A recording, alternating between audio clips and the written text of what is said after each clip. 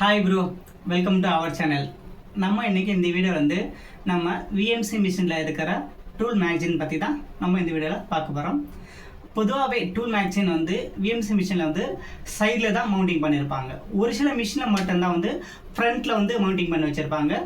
இந்த ஃப்ரண்ட்டில் மவுண்டிங் பண்ணி வச்சுக்கிறது அம்ப்ரெல்லா டைப்பு அப்படின்னு சொல்லுவாங்க. ஸோ நம்ம இந்த வீடியோவில் பார்க்கும்போது அம்ப்ரெல்லா டூல் டைப்பு மேக்சின் பற்றி தான் பார்க்க போகிறோம். ஜென்ரலாக இதில் 14 டூல் ஸ்டேஷன் இருக்கும், அப்படி இல்லைன்னா 21 டூல் ஸ்டேஷன் இருக்கும். ஆனால் இந்த வீடியோவில் பார்க்குற umbrella type tool மேக்சின் 30 tool station இருக்குது. இது நமக்கு ஒரு ப்ளஸ் பாயிண்ட் தான். ஏன்னா நம்ம 30 வகையான டூல்களை நம்ம இதில் போட்டு ஆப்ரேஷனை சக்ஸஸாக நம்ம பண்ணிக்க முடியும். ஒவ்வொரு நேரத்தில் டூல் மாற்றிக்கிட்டு போட வேண்டிய அவசியமே கிடையாது. நம்ம இப்போ ஒரு முக்கியமான கேள்விக்கு வந்துடுவோம். ஒரு சில மிஷினில் சைடில் இருக்குது டூல் மேக்சின், இந்த மிஷினில் எதுக்கு ஃப்ரண்ட்டில் வச்சுருக்காங்க? இது ரெண்டு டிஃப்ரெண்ட் என்ன அப்படின்னு நம்ம பார்த்துலாம் வாங்க.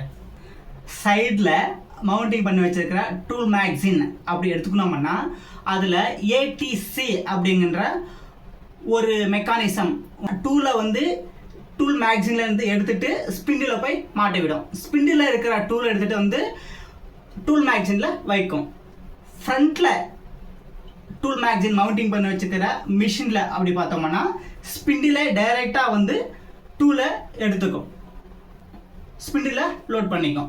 அதே போல் அன்லோடிங்கும் பண்ணிடும். இதனால் அங்கே ஒரு மெக்கானிக்கல் பார்ட்ஸானது கம்மியாயிடும். ஏடிசி அப்படின்ற ஒரு மெக்கானிக்கல் பார்ட்ஸ் இங்கே கம்மியாயிடுச்சு. மெக்கானிக்கல் பார்ட்டு கம்மியாகும் போது அந்த இடத்துல மெயின்டெனன்ஸும் கம்மி தான். இந்த ஃப்ரண்ட்டில் மவுண்டிங் பண்ண வச்சுக்கிற டூல் மேக்சினில் டூல் சேஞ்சு எப்படி நடக்குது அப்படின்னு பார்த்துலாம் வாங்க. அந்த சீக்வன்ஸியாக பார்த்துலாம். ஸ்டெப் 1, M06 கமாண்ட் வந்ததும் மிஷின் அதை ரீட் பண்ணும்போது ஸ்பிண்டிலானது அதனுடைய ஓரியன்டேஷன் பொசிஷனுக்கு வந்துடும், அதாவது M19 பொசிஷனுக்கு வந்துடும். அதுக்கு அடுத்ததாக ஸ்டெப் 2, ஜெட் ஆக்சிஸ் அதோடைய ரெஃபரன்ஸ் பாயிண்ட்டுக்கு மேலே போயிடும்.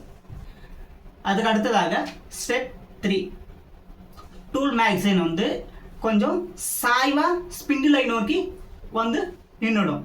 அதுக்கு அடுத்ததாக ஸ்டெப் 4, அன்கிளாம்பு சிக்னல் வந்ததும் டூல் மேக்சின் டூலை ஸ்பிண்டில் இருக்கிற டூலை பிடிச்சிக்கும். அதுக்கு அடுத்ததாக ஸ்பிண்டில் மேலே போயிடும். அதுக்கு அடுத்ததாக ஸ்டெப்பு 5, இப்போ டூல் மேக்சின் ரொட்டேட் ஆகும். நம்ம ப்ரோக்ராமில் என்ன டூல் நம்பர் கொடுத்துருக்கோமோ, அதாவது டூல் ஸ்டேஷன் கொடுத்துருக்கோமோ அதுக்கேற்ற மாதிரி அந்த டூல் மேக்சின் ரொட்டேட் ஆகி அந்த ஸ்பிண்டிலுக்கு நேராக கொஞ்சம் சாய்வாக நிற்கும். இப்போ ஸ்டெப் 6, ஸ்பிண்டில் டவுன் ஆகி டூல் மேக்சினில் இருக்கிற அந்த டூலை கிளாம்ப் பண்ணிக்கும். கிளாம்ப் பண்ண உடனே ஸ்பிண்டில் மேலே போயிடும். டூல் மேக்சின் சாய்வாக இருந்தது பார்த்தியா, சாய்வாக இருந்ததுலேருந்து அதோடைய டூல் மேக்சின் ஓம் பொசிஷனுக்கு போயிடும். இந்த ஒரு ப்ராசஸ்க்கு தான் பிக்கப் அண்டு பிளேஸ் மெக்கானிசம் அப்படின்னு சொல்கிறோம். ஓகே ப்ரோ, இந்த வீடியோ பிடிச்சதுன்னா ஒரு தம்ஸ் அப் ஒன்று கொடுத்துருங்க, மறக்காமல் கொடுத்துருங்க தம்ஸ் அப். இது போன்ற விஎம்சி டிப்ஸ்களுக்கு நம்ம சிஎன்சி ஸ்கில் தமிழ் யூடியூப் சேனலை சப்ஸ்கிரைப் பண்ணிக்கோங்க. மேலும் நம்ம அடுத்த வீடியோவில் சந்திப்போம்.